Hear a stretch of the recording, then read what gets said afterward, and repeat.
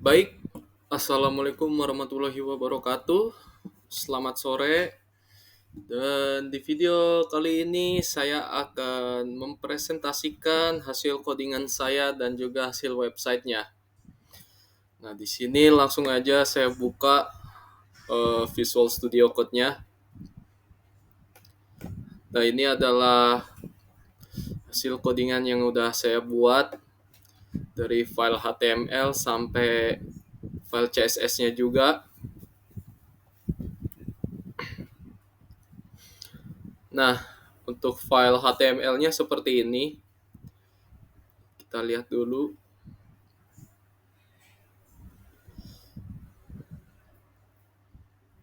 Seperti itu. Jadi ya lumayan panjang ya. Langsung aja saya buka hasilnya seperti ini. Udah jadi sesuai isinya sesuai, tapi saya percantik lagi dengan CSS. Nah, ini ada logo Steamy Crossma, home. Nah, ini kalau di hover dia jadi hitam pekat tulisannya. Dan juga di sini ada konten ya, ada 3 konten, lalu di bawahnya footer. Udah sesimpel itu. Jadi langsung aja saya definisikan satu persatu.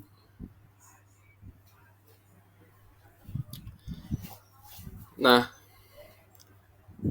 untuk file HTML-nya di sini kalau kita lihat di head ya, ini saya udah linkkan ke file CSS-nya eksternal, dan untuk judulnya itu dia judulnya assignment of quiz. Nah, ini bodinya ya, dimulai dari header. Nah, header ini maksudnya adalah ini nih, navigation bar. Navigation bar, tapi di sini saya tulisnya header kelasnya. Nah, untuk di dalam header ini ada logo dan juga features atau menu-menu ya, home, tentang kami, dan kontak kami. Nah, di dalam logonya ini ada logo ya Steamy Crossma yang udah di download dari portal, ukurannya 60 pixel, terus ini tulisan Steamy Crossma. Untuk ini featuresnya ya hanya itu aja sih, simple.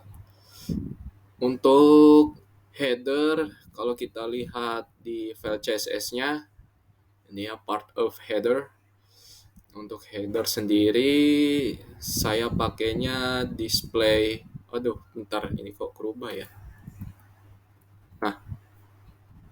Nah, untuk headernya saya pakai display flags, justify, kontennya space around.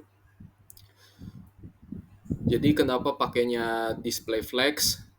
Tujuannya biar dia itu lurus secara horizontal ya. Karena kalau tanpa display flags ini dia bawaannya itu eh, dia berbaris secara vertikal ya. Makanya biar saya maunya si header ini, si menu-menu ini baris secara horizontal, saya kasih display flags ya. Otomatis dia akan lurus secara horizontal. Lalu untuk justify kontennya saya kasih space around ya. Jadi space around ini biar dia itu pas. Kalau misalnya dikasih space between, dia yang ada ke ujung sebelah yang ini di ujung, yang ini juga ke ujung. Jadi biar seimbang, agak ketengahan, saya kasih space around. Nah, untuk paddingnya saya kasih 10 pixel top sama bottom. Untuk kanan kirinya 0 pixel ya. Max minimal lebar 100%. Nah, untuk logonya seperti ini. Displaynya pakai flex. Karena kalau dilihat ini kan logo nih jadi satu. pembungkusnya logo. Nah, di dalam pembungkus logo ini ada logo sama tulisan Steam Microsma, makanya saya kasih display flex line itemnya center biar dia secara vertikal di tengah. Untuk logonya ya saya kasih margin left 15 biar ada jarak. Lalu apalagi ya, features. Nah, untuk features juga sama, saya kasih display flex line item center sama kayak logo. Untuk features ya, nah ini yang di bagian list nih. Di bagian list itu list stylenya non ya, jadi nggak ada. Lalu untuk features yang link ini anchor ya, anchor dikasih biar garis bawahnya hilang, saya kasih non, paddingnya 18 pixel ya. Lalu font size-nya ya agak besar dikit lah, 1,2 IM. Font weight-nya lumayan, color-nya seperti ini agak pudar hitamnya. Terus untuk features ya, ceiling-nya ini saya kasih hover ya, warna hitam pekat. Transisinya selama ya 0,3 second lah, 0,3 detik. Jadi kalau saya arahkan kursornya dia langsung, nah, jadi agak melambat dia beranimasi lah istilahnya. Lalu untuk kontainer satunya, kontainer satu tuh yang ini kontainer satu, karena saya bagi 3, ini kontainer 1, kontainer 2, kontainer 3. Kontainer 1. Nah, untuk pembungkus kontainer 1 di dalamnya ini kontennya. Nah, kenapa saya kasih pembungkus lagi? Karena biar saya bisa atur kemanapun ya. Biar saya bisa aturnya enak gitu. Makanya itu dalam pembungkus saya buat lagi pembungkus, lalu di dalamnya ada H2 dan paragraf. Kontainer 1 dan konten. Nah, untuk selektornya nih ya, properti yang saya kasih di dalam pembungkus kontainer 1 ini, yang pertama kontainer 1 width-nya ya 80% ya. Tuh, 80%, jadi nggak lebar banget. Height-nya juga saya sesuaikan, marginnya yang top bottomnya 0 tapi kanan kirinya auto biar dia itu ada di tengah. Box sizingnya border box biar apa ya, lebarnya itu nggak keluar gitu, jadi bisa apa ya, sesuai gitu, karena kan udah diatur 80% lebarnya. Nah, biar nanti pas saya isi H2 dan paragraf itu gimana caranya biar dia nggak keluar, nggak melebar, maka saya kasih box sizing. Untuk margin topnya biasa 53 pixel. Nah, di dalam kontainer satu ini ya, yaitu konten, berarti ini kan kontainer satu. Nah, untuk pembungkus kontennya yang ini sebenarnya, pembungkus konten nih yang warna putih. Saya kasih padding dan juga border radius biar bagus lah, biar cantik gitu. Nah, untuk bagian kontainer yang kedua ya, jadi kalau dilihat di sini itu kontainernya ada 2. Yang pertama kontainer 1 sama kontainer 2. Tadi kontainer 1 udah saya definisikan isinya apa saja. Lalu saya lanjut ke kontainer 2 nih. Kontainer 2 dibagi 2 di dalamnya, yaitu ada kontennya. Kontennya sama sih kelasnya. Jadi biar pas saya atur di CSS-nya itu lebih gampang lah, lebih singkat, efisien. Jadi ini kontainer 2-nya ya. Kontainer 2 panjangnya segini, tingginya segini. Lalu di dalam kontainer 2 ini ada 2 konten yang memiliki lebar dan tinggi yang sama. Baik, langsung aja saya perjelas di CSS-nya. Nah, untuk kontainer 2 tinggi lebarnya sama kayak kontainer satu, tapi saya kasih display flex dan justify content space between biar dia itu bisa lurus secara horizontal.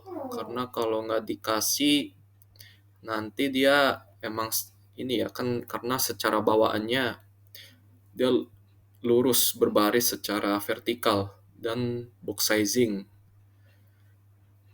Lalu untuk di dalam kontainer 2 di elemen kontennya ini, di elemen konten, saya kasih background colornya putih, paddingnya ini atas semua ya, kanan kiri atas bawah, dan juga untuk lebarnya itu 35%, jadi nggak penuh-penuh amat, dan untuk tingginya 12 view height atau VH, dan ini margin topnya ya, jadi biar ada space di bagian sini, nggak terlalu deket banget sama yang kontainer satu. Lalu border radiusnya biar untuk mempercantik lah. Nah, untuk kontainer 2 ini si H3-nya ya, ini berarti H3-nya saya kasih margin top biar dia ada jarak gitu, jadi nggak berdempetan banget. Lalu untuk unleash UL, margin left-nya ini saya kasih 30 pixel biar dia ada gap ya. Jadi sengaja saya kasih biar dia nggak deket-deket mepet sini banget gitu. Biar enak lah dilihat. Nah, lalu yang terakhir itu adalah footer nih. Nah, untuk footernya ini langsung saya tulis di sini. Dan ini hasilnya. Kalau dilihat di CSS-nya ya tingginya 10 VH, background-nya black, putih tulisannya. Nah, ini yang unik nih, display grid, lalu saya kasih place content. Nah, kenapa saya kasih display grid? Yang pertama, kalau saya kasih display grid, itu secara bawaan, dia itu akan berbaris secara vertikal.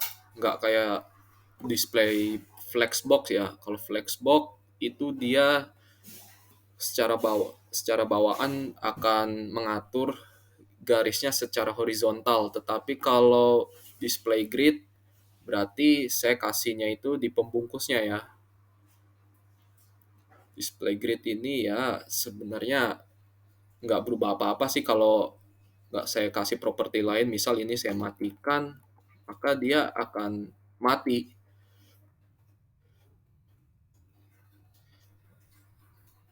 Ini kalau saya matiin, itu dia secara bawaan akan ke sini lagi.